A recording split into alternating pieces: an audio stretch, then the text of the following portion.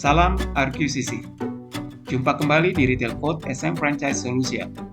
Retail Code kita minggu ini mengutip statement dari Paul G. Meyer, seorang pebisnis, filantropi, sekaligus penulis sukses.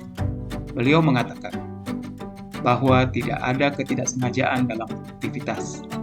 Produktivitas tinggi diperoleh melalui komitmen untuk mencapai yang terbaik dengan perencanaan yang pintar, smart planning, dan usaha yang terfokus. Produktivitas merupakan rasio antara output yang dihasilkan dari suatu aktivitas dengan input yang digunakan di dalam aktivitas tersebut. Baru-baru ini, Kementerian Tenaga Kerja merumuskan dan men-kick-off program konsultasi manajemen peningkatan produktivitas di perusahaan manufaktur dan retail. Produktivitas perusahaan yang tinggi diharapkan dapat mendorong kesehatan usaha dan tumbuhnya usaha bersangkutan, sehingga pada akhirnya akan membuka peluang kerja, kesempatan peningkatan karir, dan upah.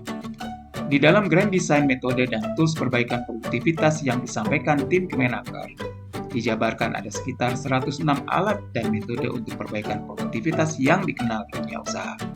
Banyak sekali ya, tentunya tidak semuanya harus diterapkan. Lalu apa saja alat dan metode perbaikan produktivitas yang kritikal dan dibutuhkan di dalam bisnis retail?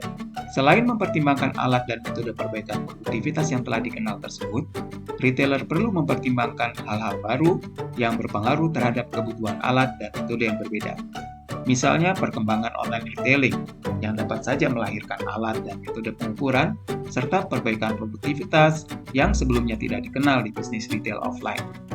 Karena sifat bisnis retail yang unik dan dinamis, maka menjamin agar pengukuran dan perbaikan produktivitas sesuai dengan landscape internal dan eksternal dari perusahaan saat ini, maka SM Franchise Solution merekomendasikan setiap retailer melakukan review, benchmarking, dan brainstorming untuk menentukan alat dan metode apa saja yang akan digunakan, sehingga produktivitas bisnis retailnya dapat diukur, dikelola, dan diperbaiki secara berkelanjutan. Berdasarkan framework RQCC yang dikembangkan SM Franchise Solution, di dalam bisnis retail paling tidak produktivitas diukur di 6 area berikut. Yang pertama, pengorderan barang. Kedua, penerimaan barang. Ketiga, pengelolaan stok barang. Keempat, pemasaran dan penjualan barang, meliputi penjualan offline dan penjualan online. Kelima, pendanaan usaha. Keenam, sumber daya manusia dan business transformation journey. Untuk menentukan alat dan metode perbaikan yang tepat, maka retailer perlu mengidentifikasi output utama yang harus dicapai di masing-masing area tersebut. Setelah output utama diidentifikasi, selanjutnya retailer dapat mengidentifikasi faktor input apa saja yang dibutuhkan untuk menghasilkan output tersebut, sehingga rasio produktivitas dapat diukur dan dikelola. Dalam konsep TQC dikatakan, kita tidak bisa mengelola sesuatu yang tidak diukur. Diharapkan dengan melakukan penentuan KPI, alat dan metode pengukuran dan perbaikan yang fit for purpose, maka retailer bisa mengelola dan mencapai produktivitas yang tinggi di area yang tepat secara berkelanjutan. Seperti yang disampaikan oleh Paul G. Meyer, untuk melaksanakannya dibutuhkan komitmen, perencanaan, dan eksekusi yang terfokus.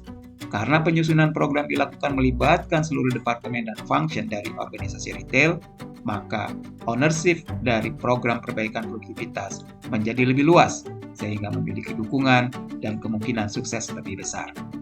Oke, RQCC, sampai di sini Retail Code kita minggu ini. Tetap semangat menghadapi tantangan. Enjoy your week. Sampai bertemu di Retail Code minggu depan.